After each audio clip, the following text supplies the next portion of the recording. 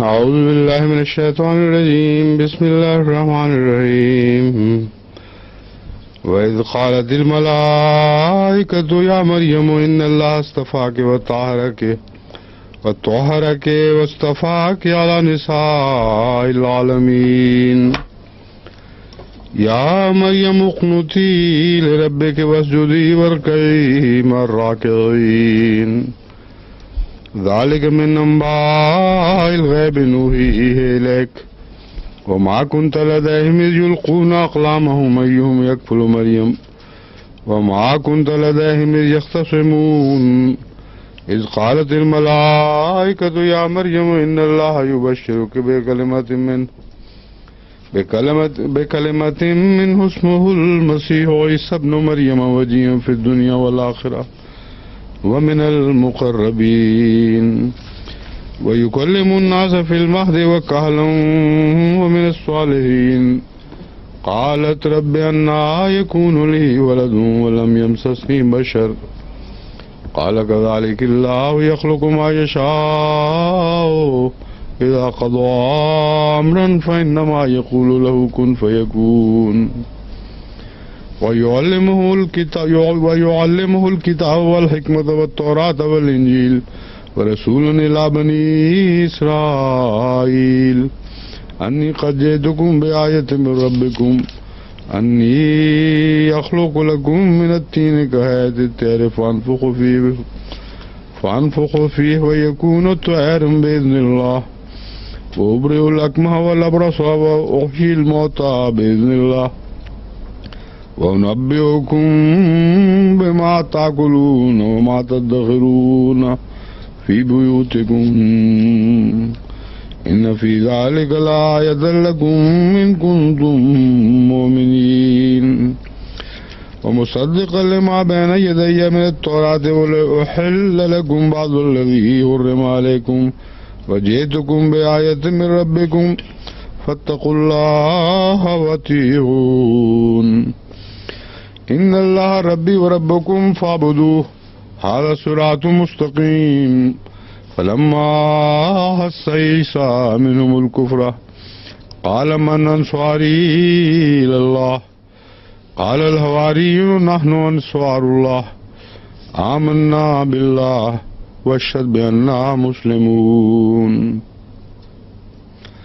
ربنا آمنا بما أنزلت واتبعنا الرسول فاكتبنا مع الشاهدين. ومكروا ومكر الله والله خير الماكرين. إذ قال الله يا عيسى إني متوفيك ورافعك إلي ومطهرك من الذين كفروا وجاعل الذين اتبعوك فوق الذين كفروا إلى يوم القيامة ثم إلي مرجعكم فأحكم بينكم فيما كنتم فيه تختلفون. فأما الذين كفروا فأعذبهم عذابا شديدا في الدنيا والآخرة وما لهم من ناصرين. وأما الذين آمنوا وعملوا الصالحات فيوفيهم أجورهم والله لا يحب الظالمين. والله لا يحب الظالمين. ذلك نتلوه عليك من الآيات والذكر الحكيم. إن مثل عيسى عند الله كمثل آدم خلقه من تراب ثم قال له كن فيكون. الحق من ربك فلا تكن من الممترين.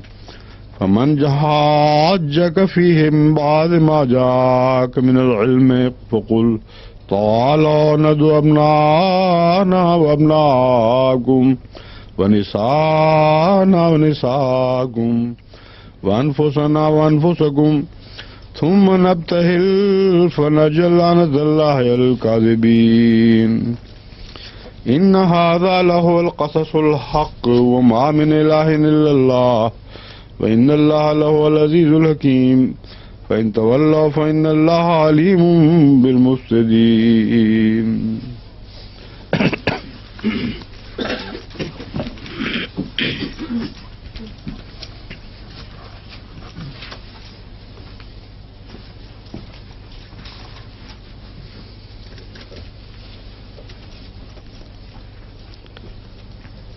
ذالک من انباء الغیب سے شروع کرنا ترجمہ.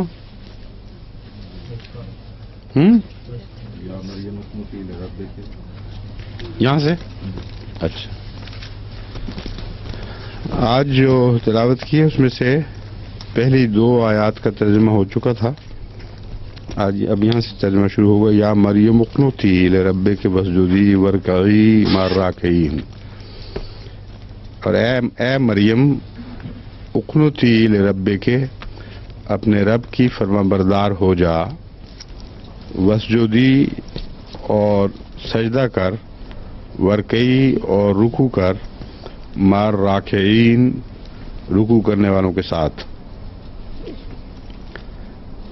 یہاں یہ جو رب کے استفا کے یہ الفاظ جو آئے ہیں اس میں کاف کے اوپر زیر ہے، کے ساتھ مخاطب کیا جا رہا ہے.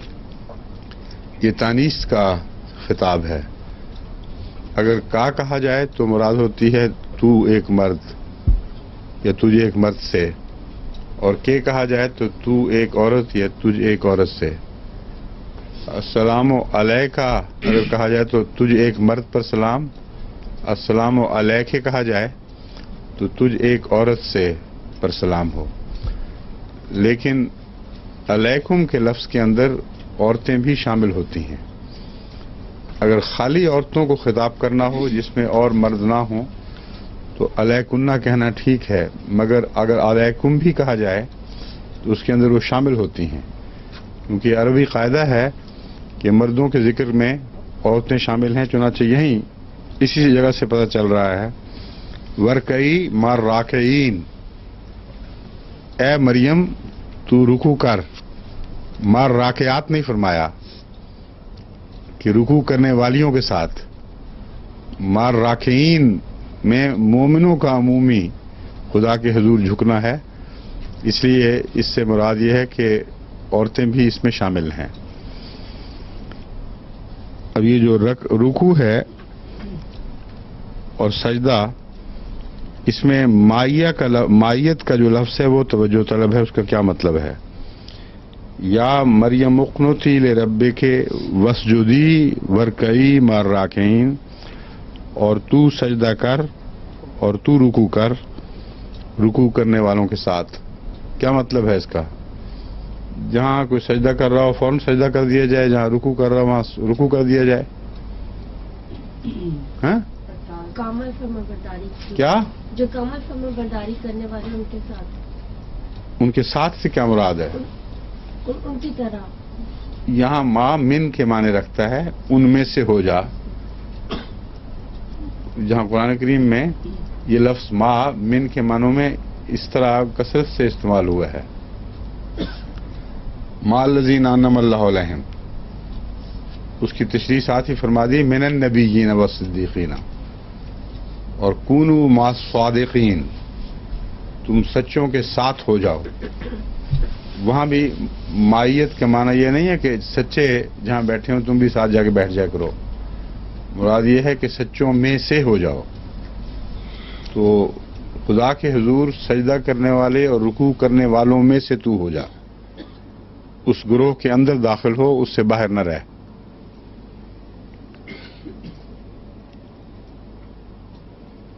ذالک من انباء الغیب، یہ غیب کی خبروں میں سے ہیں.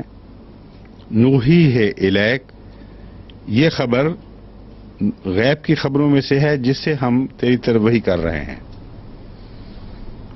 وما کنت لدیہم اذ یلقون اقلامہم، اور تو ان کے پاس تو نہیں تھا جب وہ اپنی قلمیں ڈال رہے تھے. قلمیں ڈالنے کا مطلب ہے قرعہ اندازی کر رہے تھے. ایہم یکفل مریم، کہ ان میں سے کون ہے جو مریم کا کفیل بنے گا. یعنی اس بچی کی کفالت کے لیے ایک عام جوش پایا جاتا تھا. سب جو اس چرچ سے یعنی عبادت گاہ سے تعلق رکھنے والے تھے وہ سب خواہش رکھتے تھے کہ وہ اس پاک بچی کے کفیل بنے. وَمَا كُنْتَ لَدَيْهِمْ إِذْ يَخْتَصِمُونَ،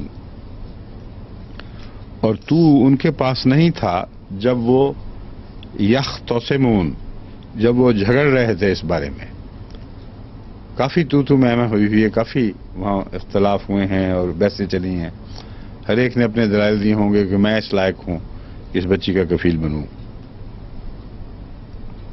اذ قالت الملائکۃ یا مریم ان اللہ یبشرک بکلمۃ منہ، وہ وقت بھی یاد رکھنے کے لائق ہے جب فرشتوں نے کہا اے مریم ان اللہ، یقیناً اللہ تعالی، یبشرک، تجھے بشارت دیتا ہے، بکلمۃ منہ، اپنی طرف سے ایک کلمہ کی،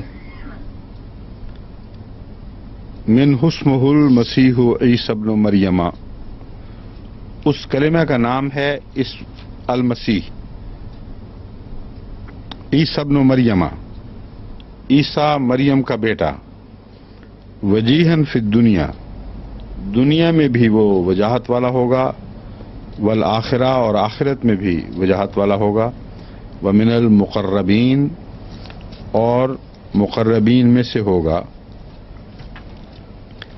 اب اس پہ غور طلب بات یہ ہے کہ نام فرشتوں نے حضرت مریم کو بتاتے وقت مسیح کو اس نام کا حصہ قرار دیا ہے، حالانکہ مسیح حضرت عیسیٰ علیہ السلام کا نام نہیں تھا بلکہ لقب تھا، اور کرائسٹ جس کو کہتے ہیں یہ لفظ مسیح ہی کا متبادل ہے۔ کرائسٹ یا مسیح ایک ہی چیز کے دو نام ہیں، مسیح ہیبرو لفظ ہے اور یا عربی لفظ ہے، اور کرائسٹ گریک یا لیٹن ہے، کیوں جی گریک ورشن ہے، کرسٹو یا لیٹن ہے۔ ہمارے ریسرچ گروپ میں سے کوئی نہیں آیا ہوا ورنہ وہ ابھی بتا دیتے، سوائے ایک کہ جس کو یاد نہیں۔ ہاں بہرحال کرائسٹ اس لقب مشہور ہوا ہے، غالباً گریک ہے ورنہ لیٹن، دونوں میں سے کوئی ایک ہے اس کا اصل، وہ کل میں دیکھ کے بتا دوں گا آپ کو۔ تو یہ نام کا حصہ کیوں بنا، اور ولادت سے پہلے ہی اس کو مسیح قرار دیا تھا فرشتوں نے۔ عیسی ابن مریم، اور ابن مریم بھی اس کے نام کا حصہ تھا۔ یہاں ضمناً ایک اور مسئلہ بھی حل ہو جاتا ہے، بعض علماء یہ کہتے ہیں کہ نبی کا نام مرکب نہیں ہو سکتا، نبی کا نام ہمیشہ ایک نام ہوگا اور مرکب نہیں ہوا کرتا۔ یہ پتہ نہیں کہاں سے انہوں نے یہ بات سن رکھی ہے، اس کی کوئی دلیل نہیں ہے، کوئی کتاب، کسی کتاب میں کوئی شہادت اس بات کی نہیں، مگر قرآن میں اس کے برعکس شہادت موجود ہے، کیونکہ اسم کہہ کر اس کے تابع جو نام بتایا ہے وہ اتنا بڑا مرکب نام ہے کہ شاید ہی اس کی مثال کسی اور نبی کی صورت میں ملتی ہو۔ اس کا لقب بھی داخل کر دیا نام میں، اس کی ابنیت بھی نام میں داخل کر دی، اور ابھی وہ پیدا بھی نہیں ہوا تو یہ ساری باتیں اس کے نام کے تابع بیان فرما دیں۔ اس کا مطلب ہے کہ حضرت مریم کو جہاں تک حضرت مسیح کے ذات یا ان کی شناخت کا تعلق ہے، اس بارے میں کوئی شک نہیں تھا، ان کو پہلے ہی فرشتوں نے یہ بتا دیا تھا۔ کلمتن، کلمہ کس کو کہتے ہیں؟ حضرت عیسیٰ کو کلمت اللہ کہا جاتا ہے، اور اس کے لیے جو سینٹ جان نے لفظ استعمال کیے وہ ورڈ ہے، word was God was word, word was with God, اور ورڈ لفظ سے وہ یہ معنی نکالتے ہیں کہ اللہ کا جو اظہار ہے اس کے مافی ضمیر میں ہمیشہ سے موجود وہ کلمہ ہے، اور حضرت مسیح خدا کے ساتھ ہمیشہ سے موجود تھے، اور اس کا اظہار تجسم کی صورت میں حضرت مریم کے پیٹ سے ہوا، ورنہ وہ کلمہ ہمیشہ سے ہی خدا کے ساتھ تھا۔ کلام، اردو میں اس کا ترجمہ وہ کلمہ کی وجہ کلام کہتے ہیں، کلام خدا کے ساتھ تھا، کلام خدا تھا۔ تو عیسائی مبلغین مسلمانوں کو اس آیت پر پکڑنے کی کوشش کرتے ہیں. کہتے ہیں دیکھو قرآن کریم میں بھی لکھا ہے وہ کلمہ تھا. حالانکہ قرآن کریم کلمات کے متعلق یہ بیان فرماتا ہے کہ کلمات اتنے زیادہ ہیں خدا تعالیٰ کے کہ اگر سارے درخت قلم بن جائیں اور سارے سمندر سیاہی بن جائیں اور وہ سوکھ جائیں سیاہیاں اور پھر دوبارہ ویسے ہی سمندر مدد کے لیے آ جائیں تب بھی اللہ کے کلمات ختم نہیں ہوں گے.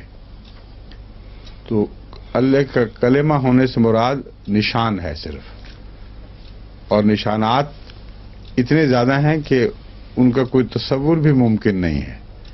تو ان نشانات میں سے ایک نشان تھا,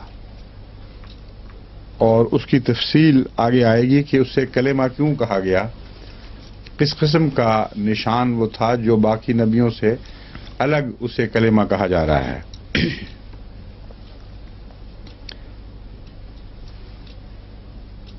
وَمِنَ الْمُقَرَّبِينَ میں کون سا فعل ہے جو اس پر اثر انداز ہو رہا ہے؟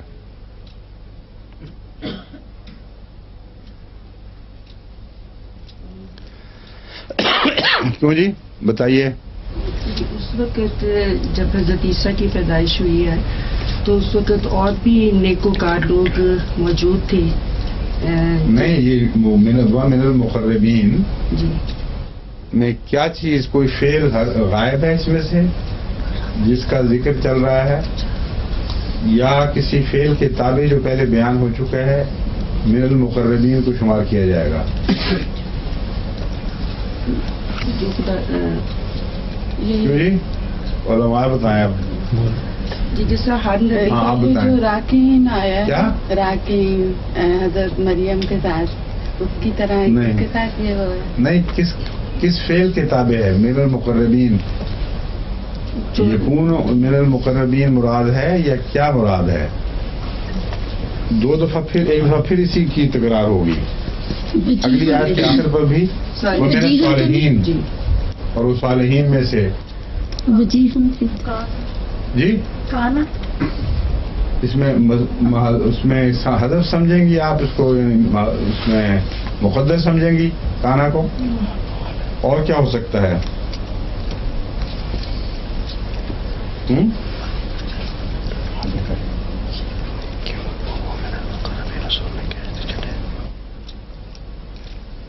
کیونکہ اب علماء کرام کی باری آ گئی ہے. حضور آپ نے خود فرما دیا وہو من المقربین. کیا ہوا اسمہ المسیح عیسی ابن مریم وجیہا فی الدنیا والآخرہ وہو من المقربین. وہ ہوا کہاں ہے؟ حضور نے فرمایا من المقربین ہے. نہیں, میں یہ کہہ رہا ہوں کہ یہ کیا یہ ہوا کو اس میں مضمر سمجھا جائے گا یا ضمیر یا فعل کو کسی کو اس میں شامل سمجھا جائے گا, یا پہلے کسی فعل کے ساتھ اس کا ذکر چل رہا ہے؟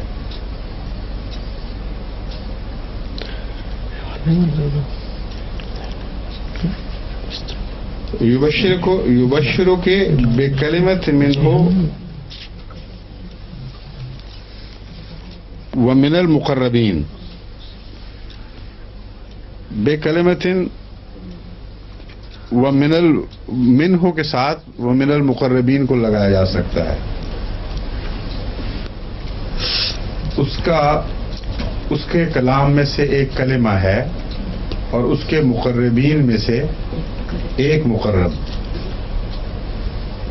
اگر یہ ترکیب کی جائے, اس کو آپ دیکھیں جو مفسرین نے جہاں ترکیبیں کی ہیں, مجھے اندازہ ہے کہ اس کو بھی انہوں نے زیر بحث لایا ہوگا, وہ زیر بحث لائے ہوں گے. یبشرو کے بکلمت منہ, یبشرو کے بکلمت منہ ومن المقربین, بکلمت ومن المقربین, ایک ایسی ذات کی خوشخبری دے رہے ہیں جو اس کے کلمہ میں سے بھی ایک ہے, اس کے کلمات میں سے ایک کلمہ ہے اور مقربین میں سے ایک مقرب ہے. یہ اگر اس کا معنی لیا جائے تو وہ اعتراض اٹھ جاتا ہے کہ حضرت مسیح بحیثیت کلمہ باقی تمام مقربین سے ممتاز تھے اور الگ تھے، کیونکہ کلمہ کہنے کے باوجود اس کو مقربین ہی میں سے ایک مقرب فرمایا جا رہا ہے۔ آگے جا کر اسی طرز کلام کو جاری رکھتے ہوئے وَيُكَلِّمُ النَّاسَ فِي الْمَهْدِ وَكَهْلًا وَمِنَ الصَّالِحِينَ، اور پھر من الصالحین کو بیچ میں داخل فرمایا گیا۔ تو جائز ہے ہر طرح سے سوچنا، یہ بھی ہو سکتا ہے وَهُوَ مِنَ الصَّالِحِينَ وَهُوَ مِنَ الْمُقَرَّبِينَ میں ہوا کو محذوف سمجھا جائے۔ یہ بھی ہو سکتا ہے کہ یکون یا کانا تھا یا ہوگا، اور وہ ہوا اور اس میں جملہ اسمی اگر بنایا جائے تو وہ ہوا من المقربین، اور وہ مقربوں میں سے تھا۔ وَيُكَلِّمُ النَّاسَ فِي الْمَهْدِ وَكَهْلًا، اور وہ لوگوں سے کلام کرے گا فی المہد پنگھوڑے میں، وکہلا اور ادھیڑ عمر میں، ومن الصالحین اور وہ صالحین میں سے ہوگا۔ اب پنگھوڑے میں کلام کرنے کا کیا مطلب ہے؟ چھوٹی عمر۔ بعض بچے پنگھوڑے کی عمر میں کھیلتے دوڑتے کھیلتے ہیں اس پین کے اندر، پنگھوڑے کے اندر، اور باتیں بھی کرتے ہیں۔ تو اس کی باتیں ایسی تھیں جو وہ رویا میں دیکھتا تھا اور آگے باتیں کرتا تھا، اور حضرت مریم کو اس لیے تعجب نہیں تھا کہ حضرت مریم کو پہلے ہی بتا دیا گیا تھا یہ خاص بچہ ہے جس نے مسیح بننا ہے۔ تو وہ کہتا تھا مجھے کتاب دی گئی ہے، مجھے یہ حکم دیا گیا ہے۔ تو چھوٹے بچوں کی جو رویا ہیں بعض دفعہ بڑی سچی رویا ہوتی ہیں، مگر عام لوگ ان کے معنی سمجھتے نہیں ہیں، اس لیے سنجیدگی سے نہیں لیتے ان کو۔ وہ کہتے ہیں ایسی باتیں کرتا ہے، کرنے دو۔ اس لیے مخالفت اس وقت نہیں شروع ہوتی۔ یہ جو رویا تھی یہ پیشگوئیاں تھیں، نہ کہ یہ کہ اسی وقت کتاب دی جا چکی تھی۔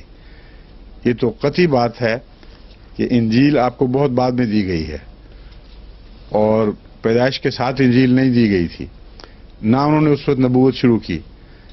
تو پنگھوڑے کی باتیں کہنے سے مراد یہ ہے کہ وہ بچپن کی باتیں تھیں، اسے سنجیدگی سے کسی قوم میں سے کسی نے نہیں لیا۔ وکہلا جب دوبارہ بڑی عمر میں آ کر اس نے وہ باتیں شروع کی ہیں، اس وقت اصل نبوت کا دور شروع ہوا ہے۔ اور کہل میں اختلاف ہے، مختلف عمریں بیان کی جاتی ہیں۔ ایک کہل کہتے ہیں عمر ڈھل جانا، جبکہ 40 سال سے اوپر گزر کر بالوں میں سفیدی آ جائے اور کمزوری کی طرف میلان شروع ہو جائے، اور ایک جوانی کے آگے بڑھ جانے کے بعد ابھی بڑھاپے سے پہلے کو بھی کہل کہا جاتا ہے۔ حضرت مسیح کے متعلق بیان ہے کہ 33 سال کی عمر میں آپ کو صلیب پر چڑھایا گیا تھا۔ اس لیے کہلا کی عمر حقیقت میں تو اس کے بعد شروع ہونی چاہیے تھی، یا شروع تھی تو اب آغاز ہی تھا اس کا۔ تو بہت بعد تک زندہ رہنے کی پیشگوئی بھی اس میں شامل ہے، یعنی اپنا ادھیڑ عمر کا تمام زمانہ لوگوں سے کلام کرتے ہوئے گزارے گا۔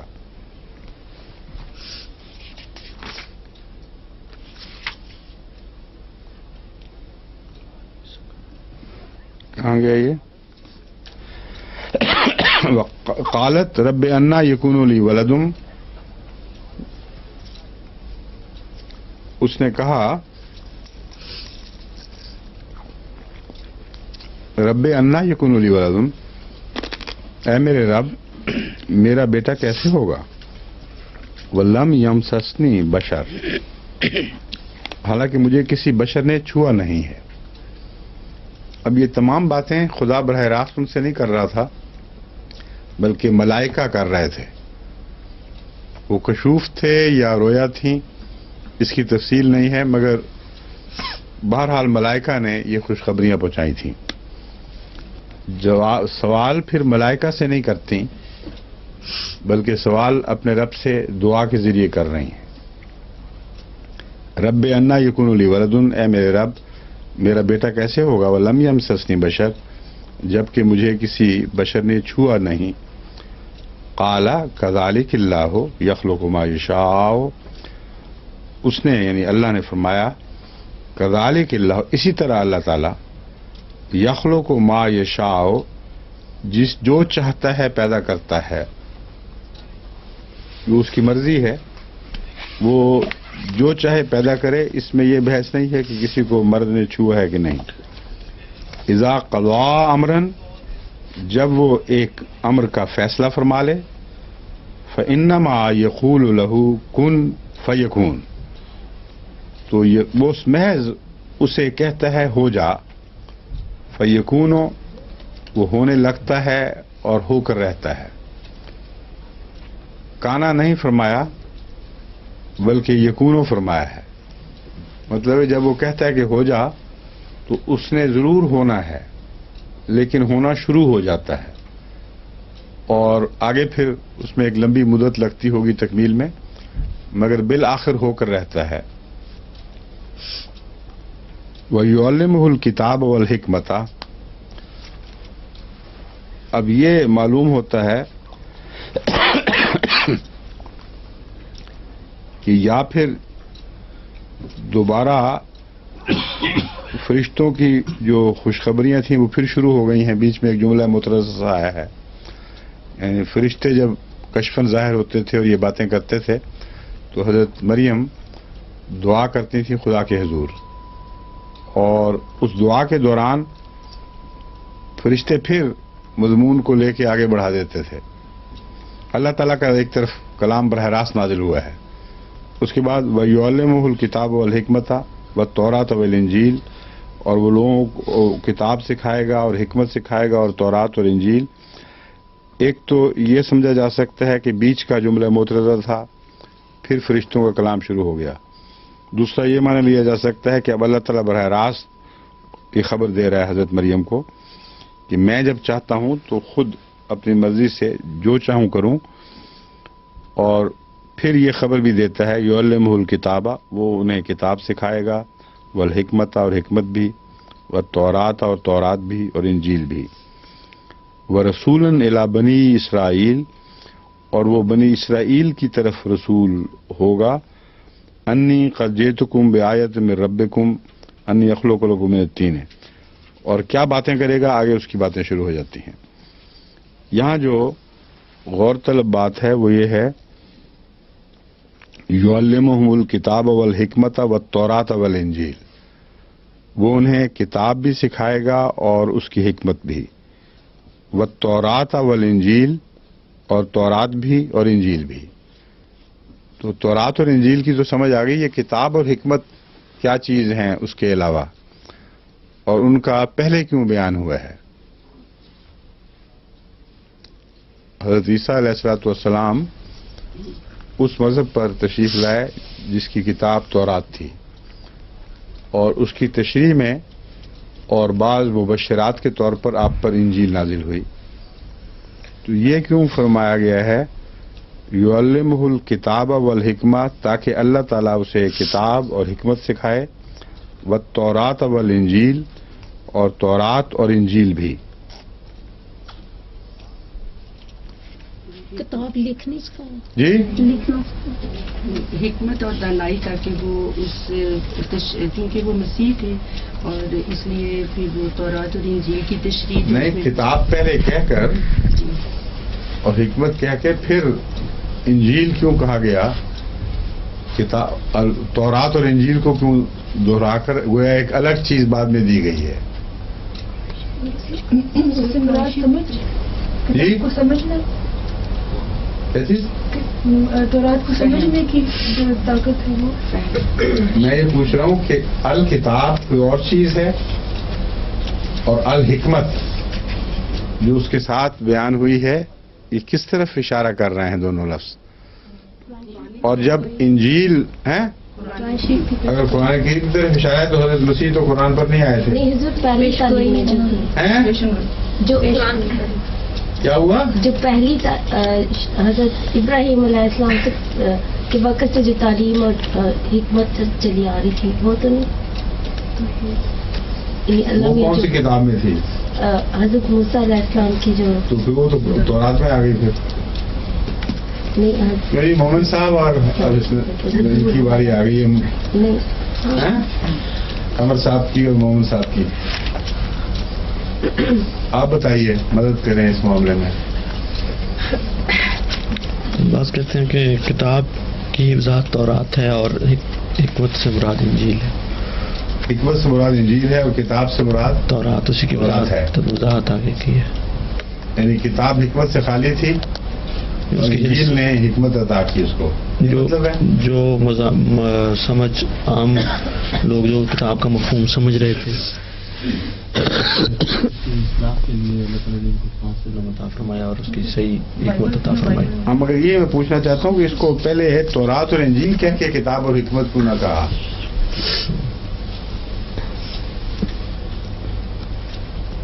اور اگر یہ مانا جائے تو پھر کتاب کا بدل گویا تورات ہوگی اور حکمت کا بدل انجیل ہوگی. یہ مطلب بنے گا نا؟ جی. ہاں؟ یہ بھی ہو سکتا ہے کہ وہ جو پیشگوئی ہے جس میں حضرت مسیح موعود علیہ الصلوۃ والسلام کے آنے کا آخرین منہم میں ذکر ہے، اس میں بھی الکتاب اور حکمت کا کوئی ذکر ہے کہ نہیں؟ بنے کیا ہے وہ؟ والذی بعث فی الأمیین رسولا منہم یتلو علیہم آیاتہ ویزکیہم ویعلمہم الکتاب والحکمہ ان کانوا من قبل لفی ضلال مبین. وآخرین منہم لما یلحقوا بہم وہو العزیز الحکیم. یہاں جو عزیز اور حکیم ہے اس کا تعلق پہلی چاروں باتوں سے ہے یا آخری دو باتوں سے ہے؟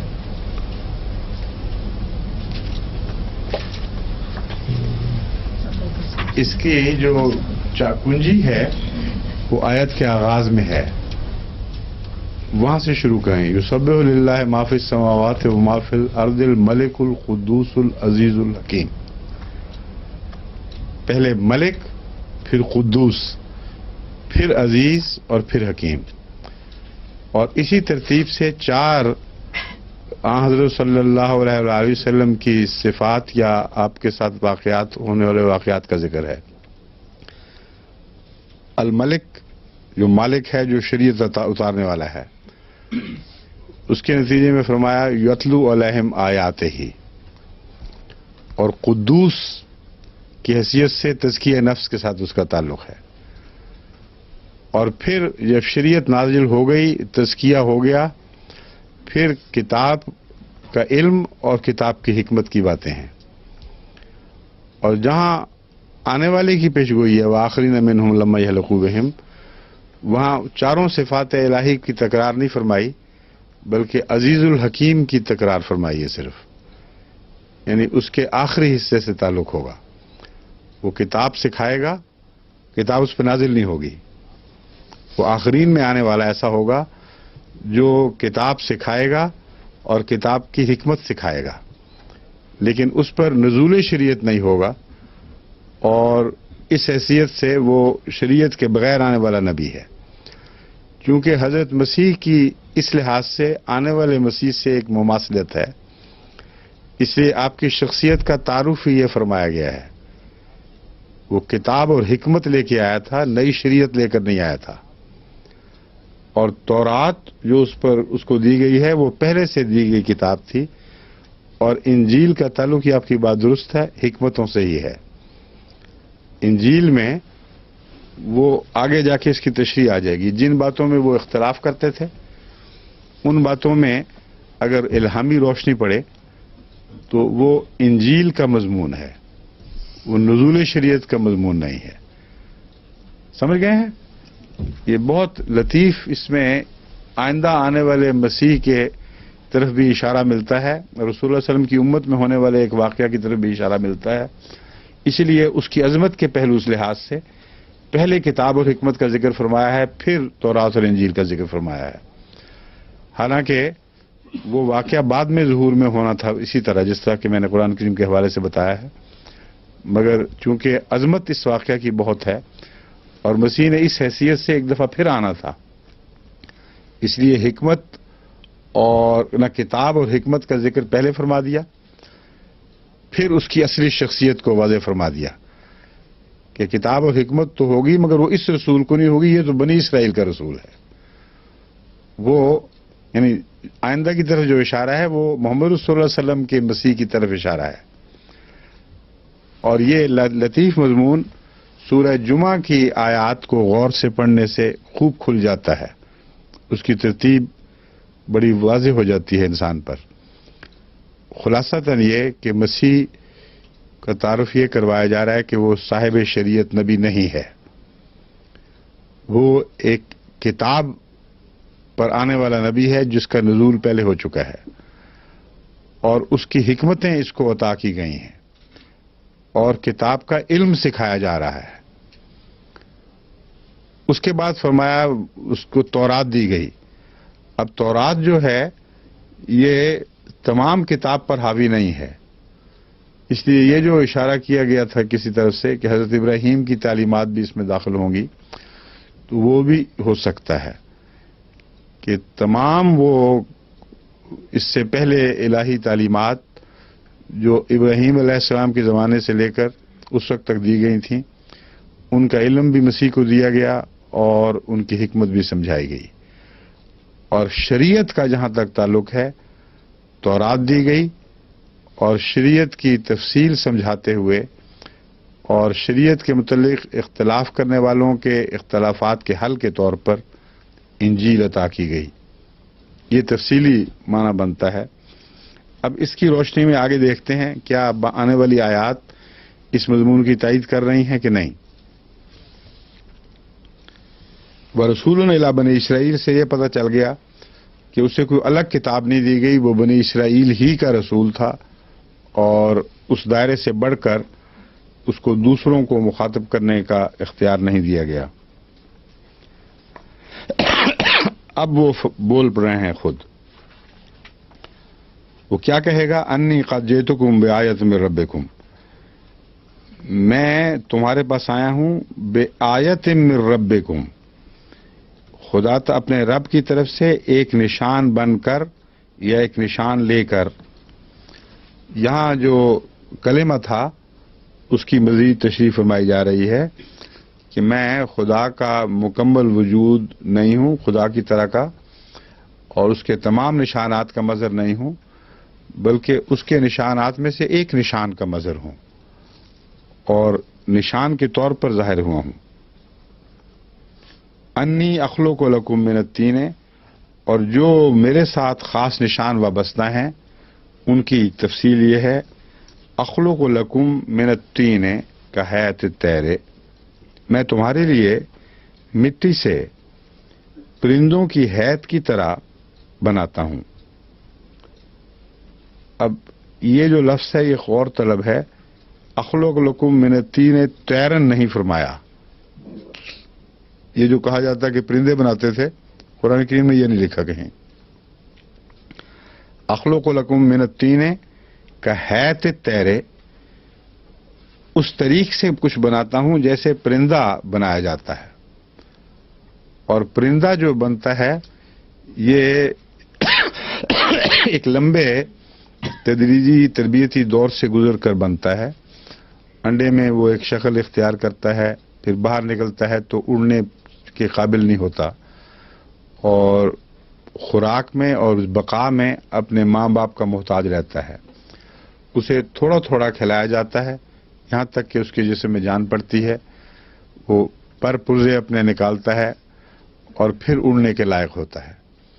تو مراد یہ ہے کہ میں تم لوگوں کی تربیت اسی طرح کر رہا ہوں جس طرح پرندے کی تربیت ہوا کرتی ہے، کہ تم جب مجھ پر ایمان لاؤ گے تو مان اس قابل نہیں ہوگے کہ بلند پروازیاں کر سکو. مجھے تمہاری ٹھوس اور محنت کے ساتھ تربیت کرنی ہوگی. تم اپنی بقا کے لیے مجھ سے روزانہ کچھ خوراک لو گے، کچھ کھاؤ گے تو جیو گے، اور جب تم میں طاقت آئے گی پھر اللہ کے حکم سے تمہیں اڑنے کی طاقت بھی پیدا ہو جائے گی، یعنی آسمانی دنیا کی سیر کی توفیق ملے گی. فَأَنفُخُ فِيهِ فَيَكُونُ طَيْرًا بِإِذْنِ اللَّهِ، جب اس قابل ہو جاؤ گے کہ تمہیں روحانی دنیا کی سیر کی توفیق ملے تو انفخو فیہ، میں اس بچے میں پھونک ماروں گا جو پرندے کی طرح میرے نیچے میرے زیر تربیت پل رہا ہوگا. انفخو سے مراد ہے اللہ کا کلام پڑھنا. اور قرآن کریم نے حضرت آدم کے حوالے میں بھی نفخ روح کا ذکر فرمایا ہے. فَإِذَا نَفَخْتُ فِيهِ مِن رُوحِي فَقَعُوا لَهُ سَاجِدِينَ، جب تک میں اس آدم کو الہام نہیں کروں گا اس کی اطاعت نہیں کرنی. جب میں اس میں اپنی روح پھونکوں گا، اسے الہام عطا کروں گا، فَقَعُوا لَهُ سَاجِدِينَ، تو اس کی اطاعت کرتے ہوئے اس کے سامنے جھک جاؤ. تو یہ ہے مراد جو یہاں وہی مضمون بیان فرمایا جا رہا ہے. جب میں انفخو فیہ فیکون طیرا باذن اللہ، جب میں اس پر کلام الہی پڑھوں گا انفخو فیہ، تو اللہ کے حکم سے ایک پرندہ بن جائے گا، یعنی اس میں خود اڑنے کی استطاعت پیدا ہو جائے گی. وہ ابرئ الاکمہ، اور میں پیدائشی اندھے کو بینائی بخشوں گا. یعنی ابریا کا مطلب ہے تندرست کر دوں گا، اسے بیماریوں سے پاک کروں گا. تو وہ لوگ جو اندھے پیدا ہوئے وہ دیکھنے لگ جائیں گے. والابرصا، اور پیدائشی مبروس کو، جس کو جلدی بیماریاں ہوں، وہ کہتے ہیں کہ ٹھیک نہیں ہوتا، مگر اللہ تعالیٰ کی توفیق سے میں ایسے اندھوں اور جلدی بیماریوں والوں کو ٹھیک کروں گا. وہ احیی الموتیٰ باذن اللہ ہے، اور میں مردوں کو اللہ کے حکم سے زندہ کروں گا. وہ انبئکم بما تاکلون وما تدخرون، اور میں تمہیں بتاؤں گا یا خبر دوں گا جو تم کھاتے ہو، وما تدخرون، اور جو تم ذخیرہ کرتے ہو. یہ ذخیرے سے اس باب میں آ کر زال جو ہے وہ دال میں تبدیل ہو گئی ہے. بس تدخرون کا مطلب ہے تم جو ذخیرہ کرتے ہو. فی بیوتکم، اپنے گھروں میں. ان فی ذالک لآیۃ لکم، ان ساری باتوں میں تمہارے لیے ایک نشان ہے.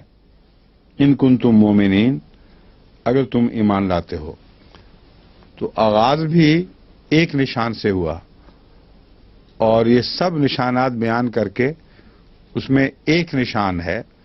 مراد یہ ہے کہ میں اپنی ذات میں کچھ نہیں ہوں، اللہ کے حکم سے سب کچھ ہو رہا ہے. اور یہ ایک نشان ہے جو سب نبیوں میں دراصل ظاہر ہوا کرتا ہے. اس لیے حضرت مسیح کی کوئی امتیازی شان نہیں ہے. اس بات کا حل کہ کیسے پرندے تھے، احییکم کے حصے نے بیان فرما دی. احیی الموتیٰ نے بیان کر دیا کہ میں اللہ کے حکم سے مردے بھی زندہ کروں گا. اب قرآن کریم میں کہیں کسی اور نبی کے لیے مردہ زندہ کرنے کا ذکر ہے کہ نہیں؟ کیوں جی بتائیں، کہاں؟ حضرت ابراہیم.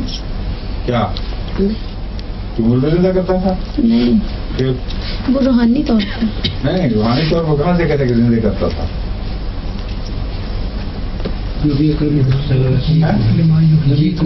ہاں ہاں بولے گا، بولے آیت پڑھے، بولے آیت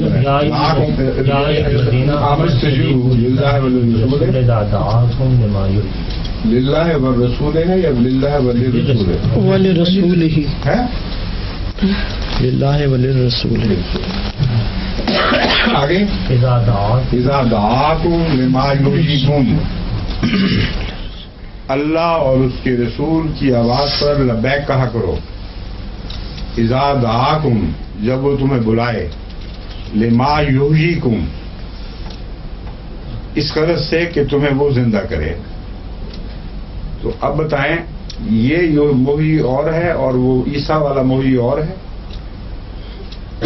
اور کیا احیاء دونوں کا ایک جیسا ہے یا فرق ہے؟ ایک جیسا دونوں روحانی لحاظ. روحانی لحاظ سے ایک فرق اس میں بیان فرمایا ہوا قرآن کریم میں. وہاں عیسیٰ بار بار بِإِذْنِ اللہ کا لفظ بولتے تھے، یہاں اس لفظ کو بیچ میں سے اڑا دیا گیا ہے. مراد یہ تھا کہ اللہ اور رسول کو اکٹھا پیش کیا گیا ہے. وہاں اذن کی الگ ضرورت نہیں رہتی، اور رسول کو خدا کے ساتھ ایسا بریکٹ کر دیا گیا ہے کہ اس کی آواز ہی میں زندگی ہے. اگر تم جواب دو گے تو وہ روحانی مردے زندہ کیا کرتے تھے رسول اللہ صلی اللہ علیہ وسلم، نہ کہ جسمانی. بس عیسیٰ علیہ السلام کے حق میں ان آیات کا جسمانی ترجمہ کرنا قرآن کریم کے بیان کے مخالف ہے.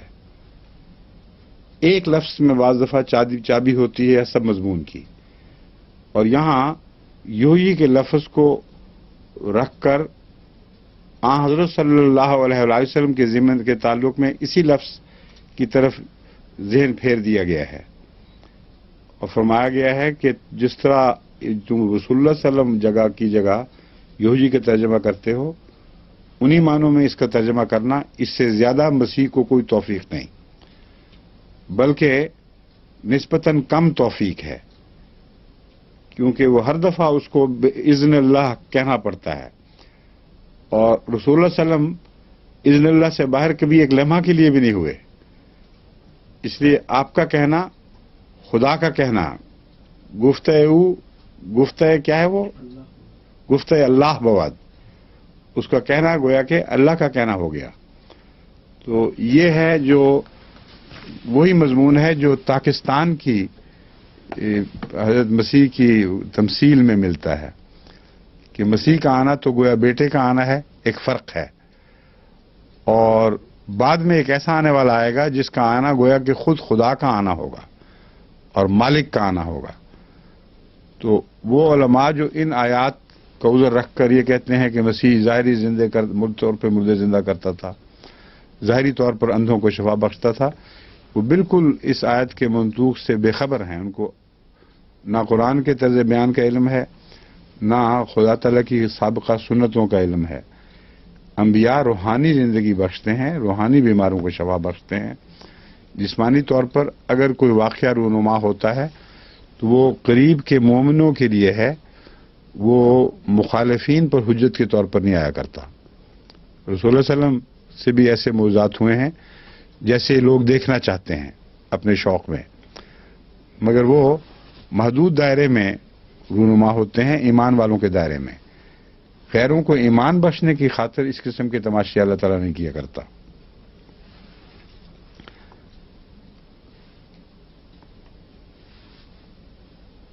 آگے کیا ہے؟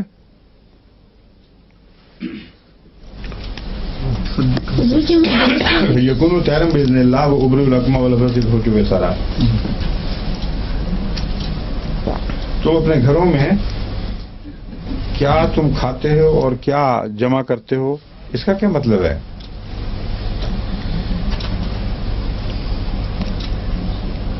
ان سے اعمال کیا اعمال اصل میں رسول اللہ صلی اللہ علیہ وسلم نے بھی اس مضمون کو بیان فرمایا ہے. قرآن کریم میں اور جگہ بھی مانے یہ بیان ہوئے ہیں کہ تم آگ کے سوا کچھ نہیں کھا رہے، تم جو کھاتے اور کماتے ہو اس کا یہ انجام ہوگا. تو مراد یہ تھی کہ نبی ان کو یہ بھی خبر دیتا ہے کہ کون سی تمہاری کمائی حلال کی ہے، کون سی حرام کی ہے. جو تم ناجائز انبار لگا رہے ہو دولتوں کے، وہ قیامت کے دن تمہارے لیے جہنم کا موجب بنیں گے، اور جو تم خدا کی راہ میں خرچ کرتے ہو اس کا نیک انجام کیا ہے. یہ باتیں تھیں، یہ مضامین تھے جو حکمت کے طور پر نبی کو سکھائے گئے، ہر نبی کو سکھائے گئے، اور رسول مسیح کو بھی سکھایا گیا. اور وہ آگے بیان کیا کرتے تھے کہ وہ رکھو اپنے پاس جو قیامت کے دن کام آنا ہے، ورنہ دنیا کا اندوختہ تمہارے کسی کام نہیں آئے گا. اس کا لوگ نے یہ ترجمہ بنا لیا ہے کہ وہ آتا تھا کوئی تو کہتے اچھا تمہارے یہاں دال روٹی پکی تھی آج، یا دہی چاول سے روٹی کھانا کھایا تم نے، تو وہ حیران ہو کے کہتے تھے واہ واہ کس طرح پتہ لگ گیا، ہمارے گھر ہم کھانا کھا کے آئے پتہ لگ گیا. وہ تو ویسے بھی بعض دفعہ اگر منہ ہاتھ دھو کے نہ آدمی آئے، کلی نہ کر کے آئے تو اندازہ ہو جاتا ہے. تو نبی کے ساتھ یہ ترجمہ کرنا نبی کی شان کے خلاف ہے. یہ لوگ سوچتے نہیں کہ حضرت مسیح کی عزت افزائی نہیں کرتے بلکہ گستاخی کرتے ہیں، اور وہی معنی ہے جو میں نے بیان کیا، جو رسول اللہ صلی اللہ علیہ وسلم سے اور قرآن کریم کے استعمال سے ثابت ہے۔ روحانی بیماری ہاں، ابرصہ سے مراد اصل میں بعض بیماریاں ایسی ہیں کہ انسان خود دیکھنے سے لوگوں کو معلوم ہو جاتا ہے، اور بعض ایسی ہیں کہ لوگوں کے لیے کراہت کا موجب ہوتی ہیں، یعنی دیکھنے والے اس سے متنفر ہوتے ہیں، اور ان میں سب سے زیادہ جو تاریخی لحاظ سے متنفر کرنے والی بیماری ہے وہ اب برس ہے۔ انگلستان میں بھی برس کو کوڑی، برس مبروس کو کوڑی سمجھا جاتا تھا، اور کوڑ ہی کی قسم ہے ایک، اور یہاں تک مظالم ہوتے تھے مبروس لوگوں پر کہ سمجھا جاتا تھا کہ اگر کوئی مبروس پر نظر ڈال دے تو وہ خود بھی منحوس ہو جائے گا اور اس پر اس کی بلا پڑے گی۔ اس لیے کسی مبروس کو اجازت نہیں تھی کہ وہ اپنا چہرہ کسی کو دکھائے، چنانچہ ان کے گلے میں گھنٹیاں باندھی جاتی تھیں، اور جب وہ سڑکوں پر چلتے تھے تو وہ گھنٹی کی آواز آتی تھی، آنے والے مسافر یا کہیں پتھروں میں اپنا منہ دے کر بیٹھ جاتے تھے یا ایک طرف آنکھوں پہ ہاتھ رکھ کر بیٹھ جایا کرتے تھے تاکہ یہ لعنتی شخص گزر جائے تو پھر ہم آنکھیں کھولیں۔ تو مبروس کا یہ معنی ہے کہ تمہارے گند باز تمہاری فطرت میں رچ کر تمہاری جلدوں پر ظاہر ہو گئے اور تمہارا وجود منحوس ہو چکا تھا، یہاں تک کہ دیکھنے والوں کو تمہارے حالات دیکھ کر کراہت آتی تھی۔ تو وہ اندرونی گناہ جو باہر نکل کر جلد پر ظاہر ہو جائیں اور لوگوں کے لیے کریہ منظر پیش کریں، وہ مبروس کے طور پر بیان کیے گئے ہیں، برس کے طور پر بیان کیے گئے ہیں، اور خود دیکھنے کی صلاحیت سے عاری ہو گئے تھے، یعنی اپنی آنکھیں ایسی تھیں کہ کچھ دیکھ نہیں سکتی تھیں، اور جب آنکھیں دیکھنا بند کر دیں تو پھر یہ گند بھی بہت پلتے ہیں اور انسان کو پتہ ہی نہیں کہ میں کیا ہوں اور کیا دکھائی دے رہا ہوں۔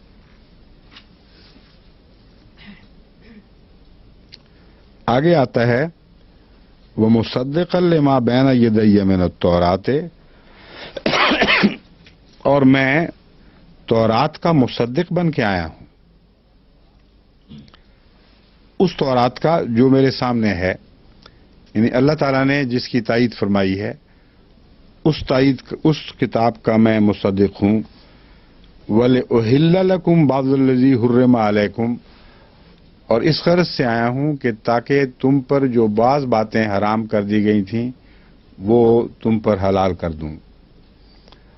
اب یہ جو مضمون ہے وہ پہلے مضامین کی نفی کرتا ہوا دکھائی دے رہا ہے کہ میں صاحب شریعت نہیں ہوں اور ایک پرانی شریعت پر آنے والا ایک رسول ہوں جو تمہارے اختلافات کو حل کرنے والا ہے۔ اس لیے اس آیت کے اس حصے کا ترجمہ بہت ہی ضروری ہے کہ صحیح ترجمہ ذہن نشین ہو۔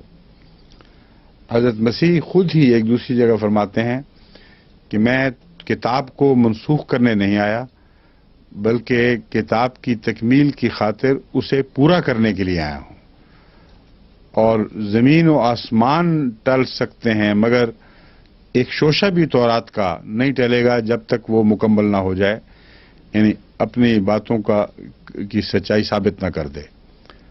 تو میں اس غرض سے آیا ہوں کہ تورات کی وہ پیشگوئیاں جو ابھی تک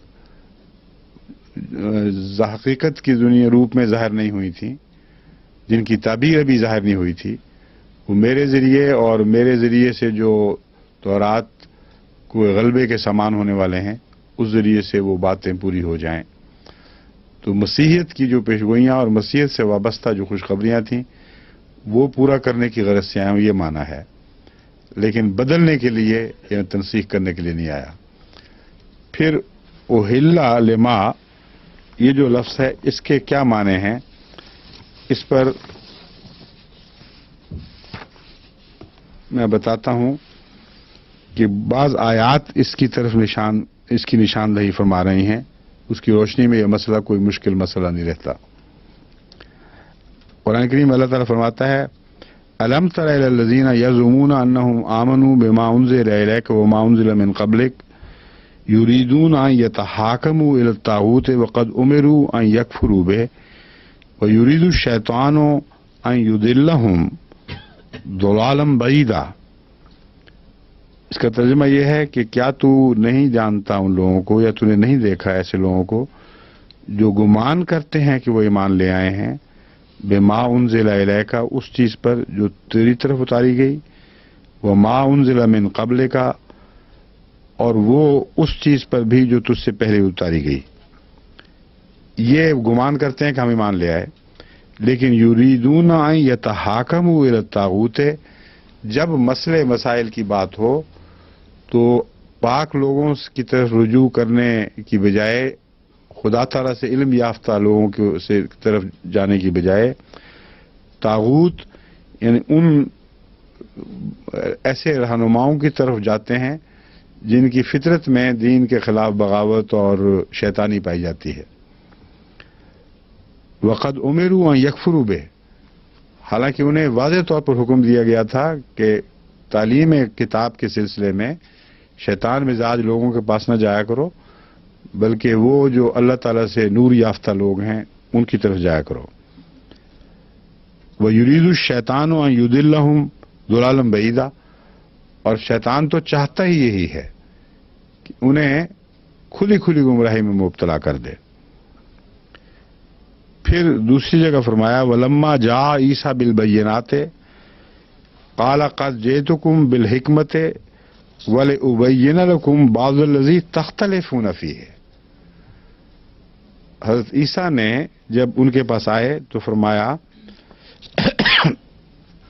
क़द जिअतुकुम बिल हिकमते, मैं नई किताब नहीं लाया, मैं किताब की हिकमत लेकर आया हूं। वल उबय्यिन लकुम बाज़ुल्लज़ी तख्तलिफून फ़ीह, और इस गरज से आया हूं ताकि तुम पर खूब खोल दूं वाज वो बातें जिनमें तुम आपस में इख्तलाफ करते हो। फत्तकुल्लाह वातियून, बस अल्लाह का तकवा इख्तियार करो और मेरी अताअत करो। तो हुर्रमा का जो लफ्ज़ है, इससे मुराद ये है कि इन लोगों ने खुद ही बाज हलाल को हराम बना लिया था, और इनके उलमा की वजह से वो बातें जो जायज़ थीं वो हराम करार दे दी गईं। कुरान करीम ने सिर्फ हलाल को हराम बनाने को गुनाह नहीं फरमाया, बल्कि हलाल को हराम करना भी गुनाह फरमाया है, को भी गुनाह फरमाया है, और वाज़ेह तौर पर इस बात के खिलाफ इंजार किया है। तो ये मुराद नहीं थी कि नया कोई हलाल करने वाला हुक्म नाजिल हुआ था जो पहली हुर्मतों को हुल्लतों में तब्दील कर रहा था।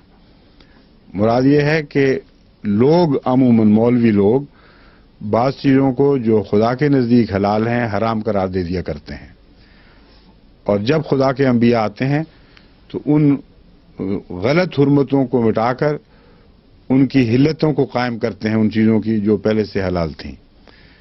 तो इन मानों में मसीह का एक हुक्म काम ये था कि वो लियुबय्यिन लकुम बाज़ुल्लज़ी तख्तलिफून फ़ीह फत्तक़ू, कि तुम्हारे दरन जिअतुकुम बिल हिकमति व लियुबय्यिन लकुम बाज़ुल्लज़ी तख्तलिफून फ़ीह, ताकि इख्तलाफात के मामले में मैं हकम बनूं। और हज़रत सल्लल्लाहु अलैहि वसल्लम ने आने वाले मसीह के लिए यही लफ्ज़ इस्तेमाल फरमाए हैं कि वो हकम अदल बनेगा। उन बातों में जिनमें लोग इख्तलाफ करते हैं उनमें वो हक से फैसले करेगा। तो यहाँ हलाल हराम की जो बहस है उसमें कोई नया हलाल हराम नहीं है, बल्कि खुदा के हलाल हराम को अपनी असली शक्ल में दिखाने के लिए हज़रत मसीह तशरीफ लाए थे। चुनांचे हज़रत मसीह की इंजील में कोई एक भी नया हुक्म नहीं मिलता, कोई एक भी ऐसी चीज़ नहीं है जो पहले शरीयत ने हराम करार दी हो और हज़रत मसीह ने हलाल करार दे दी हो। इसलिए जब इनसे गुफ्तगू होती है सूर की हुर्मत के मुतालिक, तो जब भी मैंने पूछा दिखाओ, हज़रत मसीह ने कहा सूर को हलाल करार दिया, कोई आयत नहीं है। तो वही हराम है जो पहले था, वही हलाल है जो पहले था।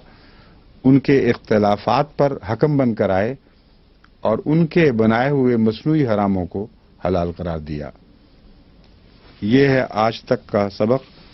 وہاں سے انگلی کی انگلی اٹھ گئی ہے، اس لیے اجازت چاہتا ہوں. باقی انشاءاللہ کل. السلام علیکم ورحمۃ اللہ.